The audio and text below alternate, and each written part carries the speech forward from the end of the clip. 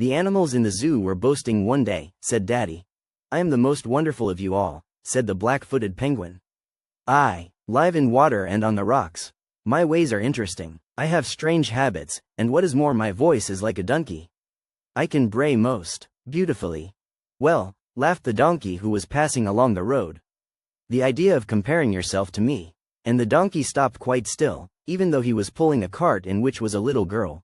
Go on, said the little girl. But the donkey stood quite still. You can't bray as well as I can, said the donkey.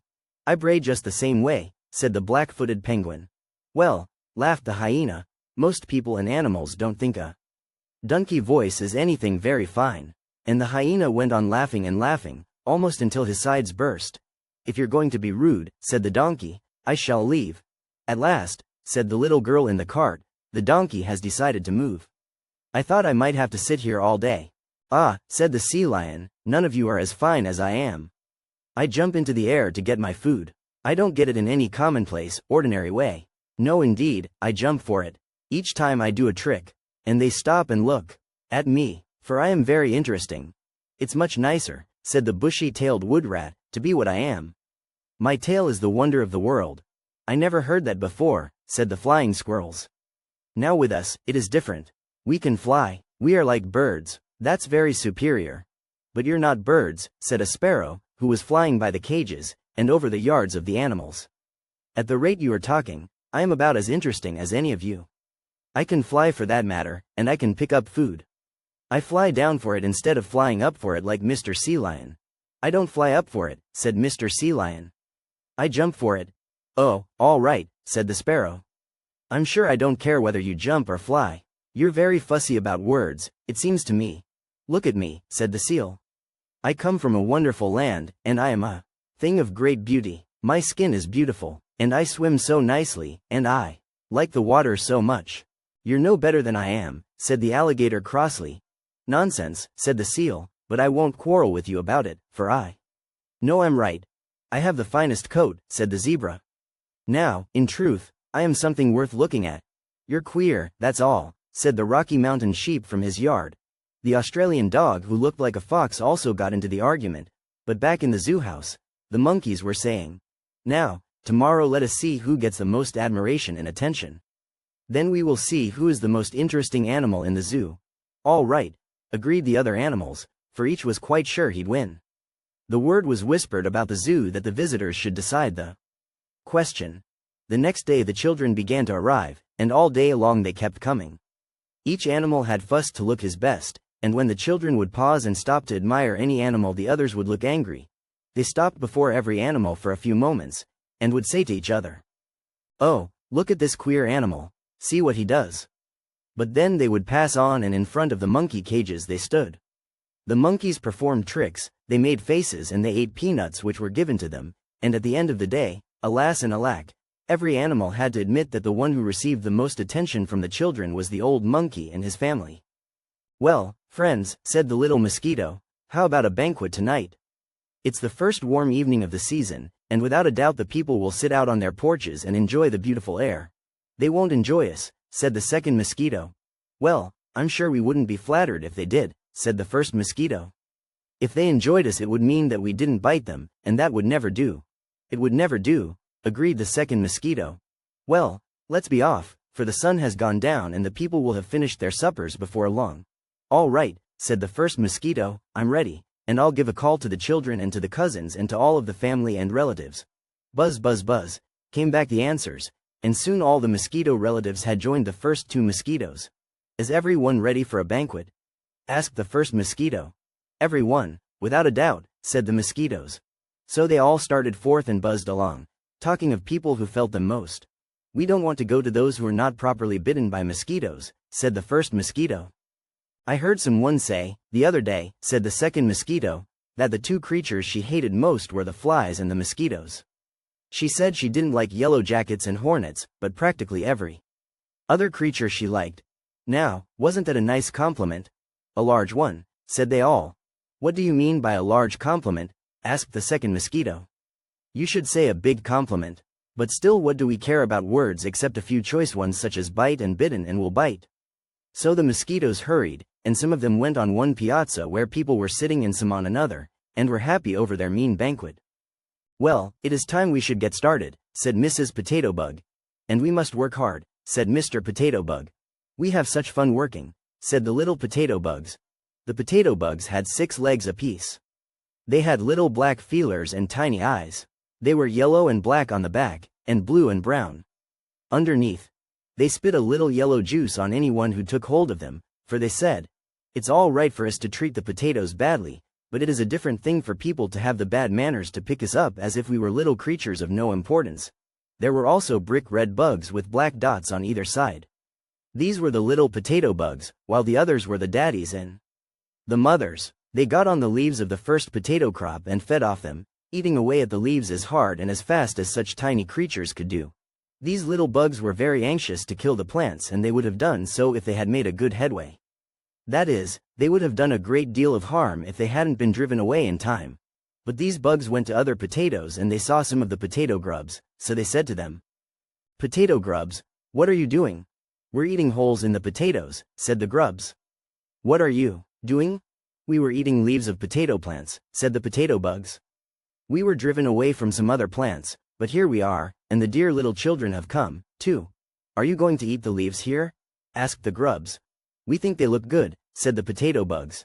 "They do," said the grubs, "but of course we pay all our compliments to the potatoes themselves. We don't bother about the leaves." "Perhaps," said the potato bugs, "the potatoes wouldn't mind it if you didn't pay them such compliments." "Perhaps not," said the grubs, "but we do, just the same. We say to the potatoes, 'Dear potatoes, we love you. Let us show you how fond we are of you by eating you.'" "Ha, ha, ha," laughed the potato bugs, "that is a good joke." "The farmers don't like the jokes, though," said the grubs. "They think they and their wives and their children and their neighbors and their friends are the ones who should pay such compliments to the potatoes." "Absurd," said the potato bugs. "Of course," admitted the grubs, "it is not so absurd if we put ourselves in their places, but who in the world ever imagined that a grub would put itself in the place of a person? No one would, so why should we do it? And we don't." "That's so," said the potato bugs, "and neither do we. If we cared for people we wouldn't eat the leaves and we wouldn't try to destroy the plants. We're not friendly with farmers even if we do like potato hills," said the grubs. "That's so," said the potato bugs, "and why should we be friendly with the farmers? They don't like us. They ask us to leave. They try to get rid of us. They never invite us to have some of the leaves of the potatoes, any more than they ask you to bite holes and eat of the potatoes. We have to invite ourselves and look after ourselves. It's too bad the farmers don't like us when we like the potatoes they plant." And so the potato bugs and the grubs tried to do all they could to hurt the farmer's crop of potatoes. And they didn't even feel badly, they were so naughty. The meadow mouse and the mole, said Daddy, had become very good friends. They both lived near each other in the field, and they used to visit each other in their holes under the ground. "What do you think of the food this year?" asked Mr. Meadow Mouse, just as if he were staying at a hotel and wanted things the way he asked for them. "Well, I think it's pretty good," said Mr. Mole. "The farmer planted all the things I like best this year, and so I've had a very good time." Just then they heard a voice say, "I advise you not to stay. You had better move away. For, some day when the farmer passes, he may chop your heads off with the grasses." "Oh, who could that have been?" asked Mr. Meadow Mouse. And the voice went on, "I cannot be seen, I'm the fairy queen." Pretty soon Mr. Meadow Mouse and Mr. Mole were off for the next meadow, where the fairy queen told them they'd be safe, and all their children with them.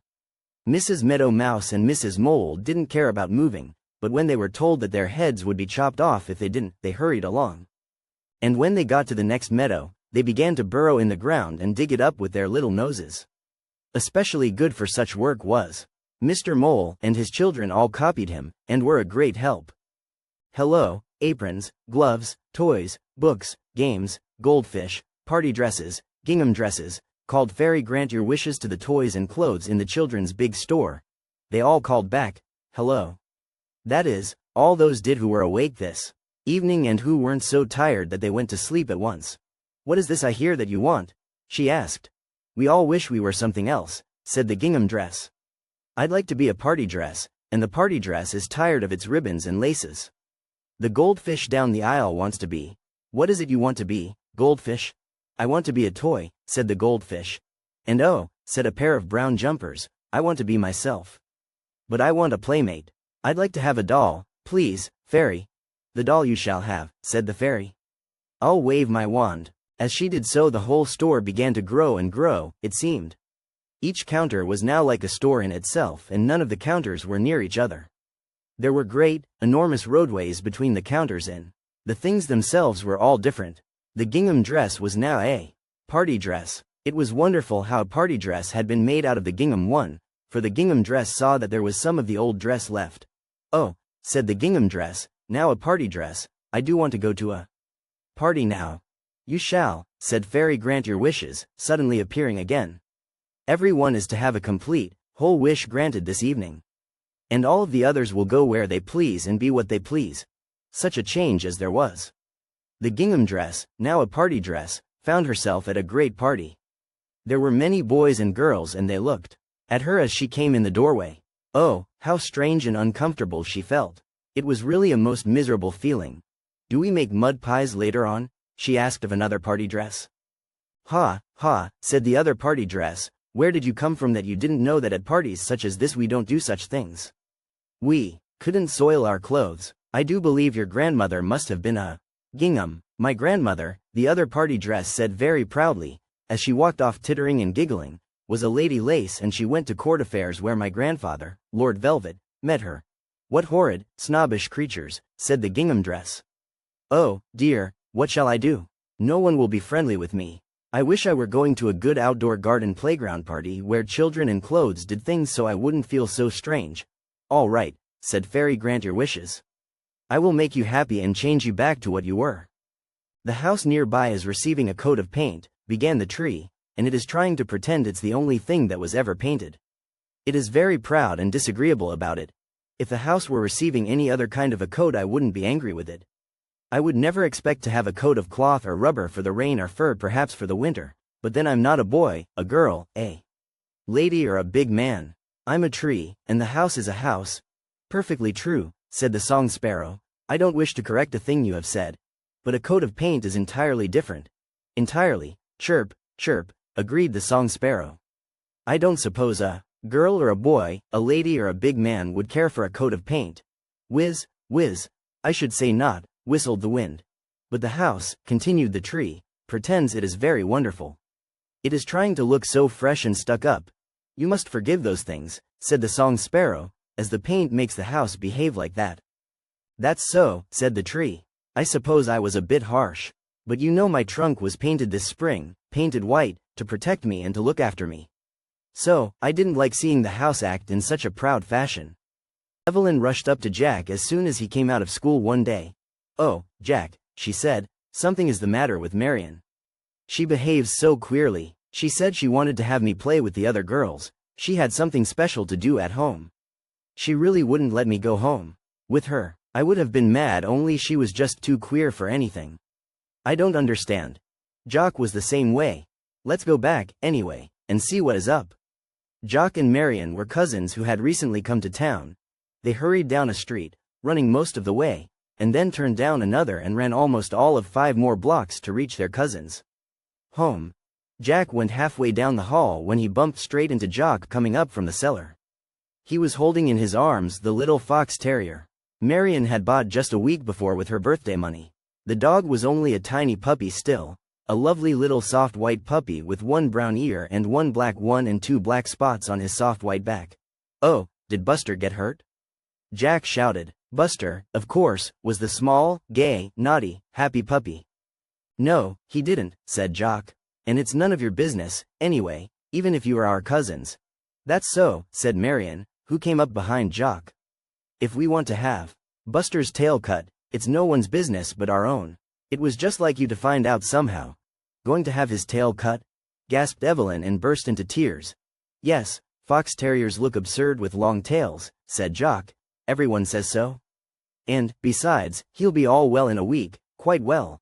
And for the sake of a little style, said Jack, his teeth clenched tightly together, you'd let that dog suffer for a whole week. I just wish I could cut off a part of your arm, that's what I do. The bones are soft, murmured Marian. He'd look foolish with a tail, so everyone says. What do you care what everyone says? Screamed Jack. You are 2 horrid, cruel children, and if you don't let that poor puppy, who has never done you any harm, and who is at your mercy, alone, you'll never be friends of ours, and we'll tell others of your cruelty. We mean it, too. And they did mean it, for they didn't care what anyone thought of them so long as they saved the puppy from being hurt. But after Jack and Evelyn had told Jock and Marion of the suffering it would mean for Buster, of course they didn't do such a cruel thing. They weren't really cruel, only they didn't know that such a thing hurt dreadfully.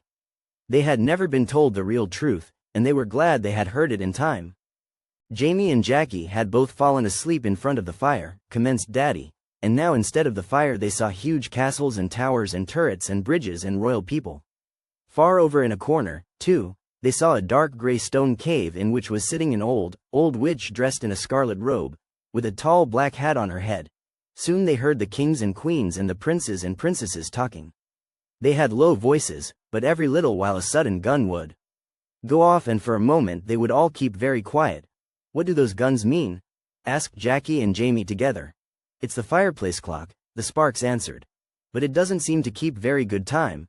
I heard the gun go off 3 times in a hurry and then not for ages, said Jamie. It keeps as good time as we care about, said the Sparks. We're not so awfully particular. Anyway, our bright colors and our gorgeous castles should be fine enough without hearing from you that our clock doesn't keep good time. Indeed, we do think you're all beautiful, and we love a cool evening when we can have a fire. We don't mind if your clock doesn't keep good time, said Jamie. What are you saying about the time? Said the mother of Jackie and Jamie. Bedtime, for both Jamie and Jack were being shaken gently and told to trot off to their real bed. But as they both crawled into their nice soft sheets, they found that they'd each had the very same dream, and both had seen the fireplace castles and heard the fireplace clock which kept such bad time. I am the jewelweed flower, though I am sometimes known as the touch-me-not flower, too. I have little seed pods and boys and girls love to pop open these pods, for then my seeds jump forth quite wildly and excitedly. I mean by my name of touch-me-not, that no one must touch me unless he wants to be very much surprised. I am orange-yellow in color and I have reddish spots upon me. I have also sometimes been called the wild lady's slipper because I am shaped something like that. And sometimes have been called lady's eardrops because my shape is something like a lady's eardrop, too. I'm hoping I will have a collar today. I'm expecting one, I know. And I hope I won't have to wait long. I haven't seen this collar for some time. It is most exciting to expect a collar. Very, very exciting. They call me Jewelweed because in the early morning when I've taken my morning bath, as all good flowers do, in the magic dew water which the Dewdrop brothers bring around to us, I sparkle like jewelry. Oh, indeed. I always take a morning bath. Sometimes when it showers I take an extra bath, and always, when my bath is over, I look for Mr. Sun and I ask him to make my jewelry look pretty. Then my pretty leaves look so bright and sparkling. Yes, that is one of the reasons for my name. I do hope my visitor will be along soon. I asked him to come as soon as he came up this way. I sent word by the Breeze brothers to be sure to let him know that I was waiting for him and that I hoped he would come to see me as soon as he arrived. Ah, I believe I hear my visitor coming. I believe I do. May I come in? Buzz zzzzzzzzz. May I come in? Oh, do, said the jewelweed. I am expecting you. Then appeared Mr. Ruby-throated Hummingbird who had just arrived from the south.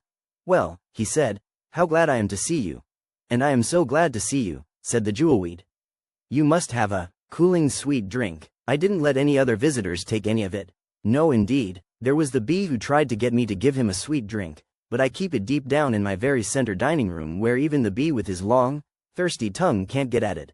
I kept it for you, and you, with your tongue which can stretch out farther than your long bill, will be able to get it. Dear Mr. Hummingbird, I am so glad you have come. And you will have some refreshment, will you not? Indeed I will, thank you, Jewelweed, said the Hummingbird, and it is indeed good of you to save your sweetness for me. Ah, our families have been friends for so many years, said the Jewelweed, and I like to do as my family have always done. I must be off now, said the Hummingbird, for as I have only just arrived I have a good many calls to make. There are a number of my flower friends who are expecting me to call as soon as I arrive. But may I come and see you again? Oh, indeed yes, said the Jewelweed, and you will always be welcome. Make your other calls, but come back again soon. I'll be back soon, said Mr. Hummingbird. I have had such a charming call and it has been such a pleasure to feel that my visit has been so Welcome. Your visits are always welcome and always will be, said the jewelweed, just so long as there are jewelweeds and hummingbirds. A little dog named Peter Murray, said Daddy, was just 1 year old. His mistress was a little girl named Inez, and she was almost fonder of Peter Murray than of anything else in the world. Inez sent out invitations several days in advance to a number of the little boys and girls she knew who owned pet dogs. The invitations read, Mr.